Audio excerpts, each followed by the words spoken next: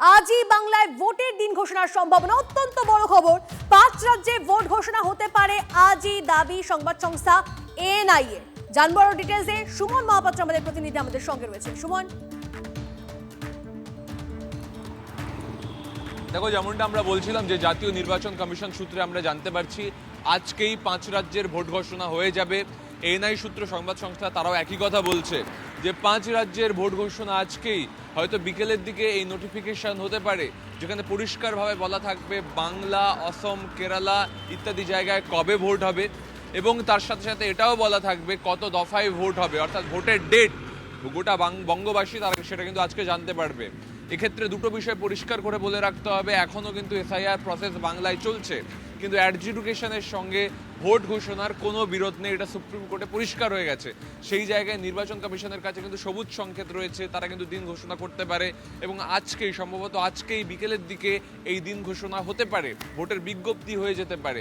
সেক্ষেত্রে যে 5 রাজ্য ভোটমুখী রাজ্য রয়েছে সেখানে কিন্তু তৎপরতা বেড়ে যাবে। তার সাথে সাথে তুমি দেখতে পাবে যে প্রার্থী তালিকা ঘোষণা শুরু হচ্ছে, প্রচার শুরু হচ্ছে, সবটা মিলিয়ে আজ থেকেই কিন্তু পুরো ইলেকশন মুডে চলে যেতে চলেছে গোটা বাংলা।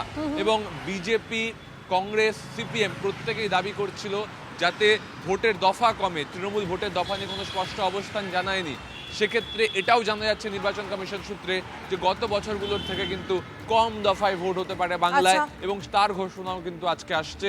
সংবাদ সংস্থা এএনআই তেমনই জানাচ্ছে। নজর থাকবে আমাদের, নজর রাখো সুমন, অনেক ধন্যবাদ তোমায়। আর যে কথা সুমন বলছিল যে বাংলায় ভোট কত দফা, এটা নিয়ে একটা বড় জল্পনা রয়েছে। ভোটের দফা আজ বা কালের মধ্যে নিশ্চিত করতে পারে কমিশন, এমনটাই জানতে পারা যাচ্ছে। 1 থেকে 2 দফায় ভোট চায় বিজেপি, সিপিএম। বাংলায় ভোট তাহলে কত দফায়, এই নিয়ে জল্পনা চলছে। আপনাকে জানি না কি 1 দফায় ভোটের প্রস্তাব কংগ্রেসের, দফা নিয়ে এখনো স্পষ্ট ঘোষণা নেই তৃণমূলের তরফে। আমাদের যে 16 দফার সাবমিশন, প্রথম একটা ফেজ কিংবা ম্যাক্সিমাম 2টো ফেজে নির্বাচন করান, এই যে 7-8খানা ধাপে নির্বাচন করার দরকার নেই, ঠিক না।